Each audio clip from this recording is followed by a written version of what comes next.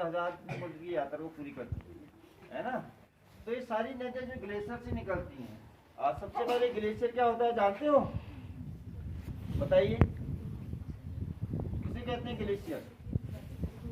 हिमालय में देखा बर्फ भी गिरती है, दबते जाती है, दबते जाती है, वो ठोस हो जाती है। क्या हो जाती है? ठोस हो जाती है, तो वो ग्लेशियर कहलाते हैं। और फिर वो धीरे धीरे पिघलते हैं, वहां से जो नदियां निकलती हैं उनमें वर्ष भर पानी रहता है, ज्यादा बरसात में और ज्यादा। ठीक, तो ये नदी तंत्र जो है हमारे उत्तराखंड का, तो आपका बहुत बड़ा जो हमारा क्षेत्र है ये हिमालयी क्षेत्र है।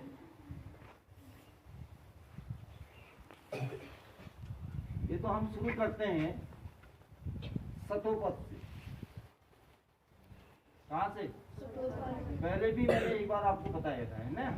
हाँ, तो सतोपथ के आगे यहाँ पे हमारा बद्रीनाथ पड़ता है, जो प्रयाग के बारे में बताया था। हाँ, बद्रीनाथ ये तो यहाँ से निकलती है आपकी हमारी मुख्य नदी अलकनंदा। कौन सी नदी निकलती है? अलकनंदा। ये कौन से ग्लेशियर से निकलती है? सतोपथ। ठीक है, तो इसको सतोपथ क्यों कहा गया है पता है आपको? इसको सतोपथ इसलिए कहा गया है, यहाँ पर पांडवों ने जब महाभारत का युद्ध समाप्त हो गया था तो उसके बाद ये इसी रास्ते पे गए थे, और सबसे पहले द्रौपदी ने अपने प्राण त्यागे, और इसके बाद फिर नकुल, फिर सहदेव, फिर अर्जुन, फिर भीम, और लास्ट में फिर युधिष्ठिर। ठीक, हाँ, तो इसलिए इस रास्ते को सतोपथ कहा गया है। क्या कहा गया इसको? सतोपथ। तो ये मुख्य नदी है जो अलकनंदा, ये सतोपथ ग्लेशियर से निकलती है आपके। तो इसके रास्ते में पड़ता है बद्रीनाथ। क्या पड़ता है? बद्रीनाथ। और इसके बाद सबसे पहला जो प्रयाग आता है वो नंद प्रयाग आता है। क्या आता है? नंद प्रयाग। और इसमें जो नदी मिलती है वो कौन सी मिलती है? नंदागिनी। कौन सी मिलती है? नंदागिनी। और ये आपके नंदा देवी ईस्ट से निकलती है। अब आपको हमारे उसमें क्या, एक को नंदा कहते हैं, एक को क्या कहते हैं? सुनंदा कहते हैं। ठीक, तो नंदागिनी निकलती है आपकी नंदा देवी ग्लेशियर से। कहाँ से निकलती है? और ये इसमें अलकनंदा पर कहाँ पर मिलती है? नंद, जहाँ पे मिलती है उसको कहते हैं नंदा। ठीक, इसकी जो दूसरी निकलती है धौली गंगा। कौन सी निकलती है? धौली गंगा। ये आपके मिलती है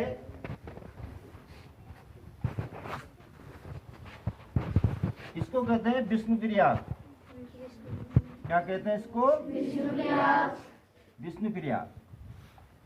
ये निकलती है आपकी धौली गंगा नीति ग्लेशियर से। कहाँ से निकलती है? नीति और मणा नाम सुना है ना आपने? हाँ, तो ये नीति ग्लेशियर से निकलती है। और ये जहाँ ये मुख्य नदी अलकनंदा में मिलती है उसको कहते हैं विष्णु प्रयाग। क्या कहते हैं उसको? विष्णु प्रयाग। ये कौन सी निकलती है? पिंडर या पिंडारी भी आप इसको कहते हैं। और ये पिंडारी ग्लेशियर से निकलती है। कहाँ से निकलती है? हाँ, और पासपन मिलती है कर्ण प्रयाग में। कहाँ पे मिलती है? कर्ण प्रयाग। तो ये हमारा कौन सा प्रयाग हो गया? 1 2 3 से निकलती है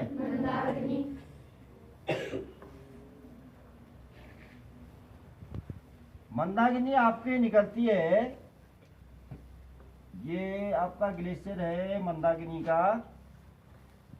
हमारा दूसरा जो धाम है केदारनाथ। कौन सा पड़ता है? काफी नदी निकलती है। कौन सी नदी निकलती है? बताओ आप लोग बताओ। भागीरथी।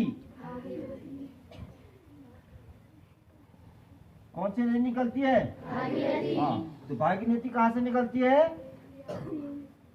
गोमुख से। कहाँ से निकलती है? मिलती है देवप्रयाग में। हाँ, तो अब देखिए ये आपकी कितनी नदियां होगी? 1 2 3 4 5 नदियां होगी, सारी ग्लेशियर से निकलती है।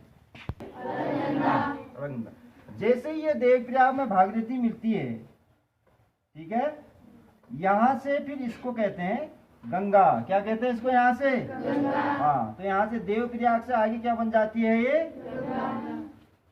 गंगा बन जाती है। तो बहुत बड़ा इसका विस्तार हो जाता है, निकलती है। एक को सास, एक को बहू भी कहा गया है।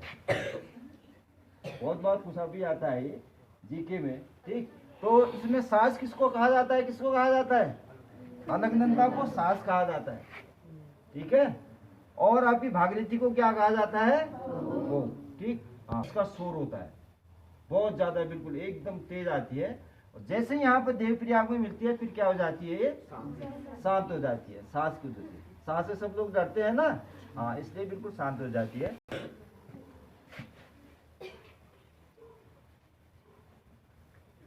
यहाँ पर गंगोत्री धाम है। कौन सा धाम है? यमुनोत्री। यह बंदर पूंछ ग्लेशियर का नाम क्या है? बंदर पूंछ से निकलती आती यमुना। कौन सी नदी निकलती है? यमुना नदी निकलती है। तो इसको हम जमुना भी कहते हैं। क्या कहते हैं? हाँ, यमुना, जो आपके आगरा दिल्ली होते हुए ऐसे निकलती है। प्रयागराज में कहाँ मिलती है? इलाहाबाद में। कहाँ मिलती है? इलाहाबाद में, प्रयागराज में मिलती है। ये तो इसको प्रयागराज क्यों कहा गया? प्रयागराज यानी कि जितने भी हमारे प्रयाग हैं, ठीक है, ये सबका क्या है? राजा है, ठीक। और यहाँ पर कौन सा मेला होता है? कुंभ का बहुत बड़ा मेला होता है। कितने साल में? 12 साल में एक बार होता है, ठीक। और ये तो यहाँ पर कुंभ मेला होता है। और इसके बाद ये नदियां आपके आगे को चलते जाती हैं और कहाँ मिल जाती हैं? उसके बाद किसमें मिलती हैं? बंगाल की खाड़ी में, ठीक। हाँ, अब देखिए इसमें आपके यमुना, आप कहेंगे यमुना छोटी नदी है, यमुना भी बहुत बड़ी नदी है। इसमें आपके एमपी से, मध्य प्रदेश से जो नदियां आती है सारी यमुना में मिलती हैं। जैसे आपने सुना होगा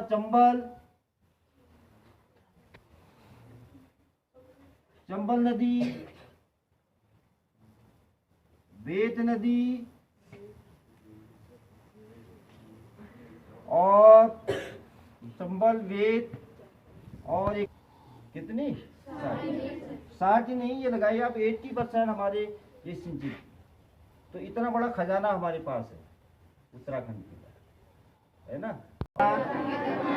केदारनाथ, गंगोत्री, यमुनोत्री, ठीक है। और कितने ग्लेशियर आगे बताइए?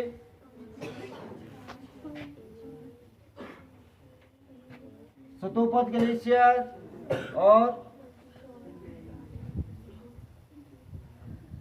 ये आपका नंदा देवी ईस्ट, है ना। और फिर आपका फिर ये आ गया, क्या कहते हैं आपका, चौराबाड़ी, पिंडारी ग्लेशियर। और इसके बाद फिर बंदरपूंछ ग्लेशियर। बहुत बड़ा रूप ले लेती है आपकी यमुना भी, कोई छोटी नदी नहीं है। आपने आगरा में देखा होगा, तो आगरा में आपके जहाँ अयोध्या है, ठीक है, हाँ, भगवान राम इसी नदी में समाये थे, राम लक्ष्मण सीता। नेक्स्ट दिन आपको थोड़ा ग्लोब के बारे में बताएंगे। किसके बारे में बताएंगे? ग्लोब, पृथ्वी के बारे में बताएंगे। तो वाला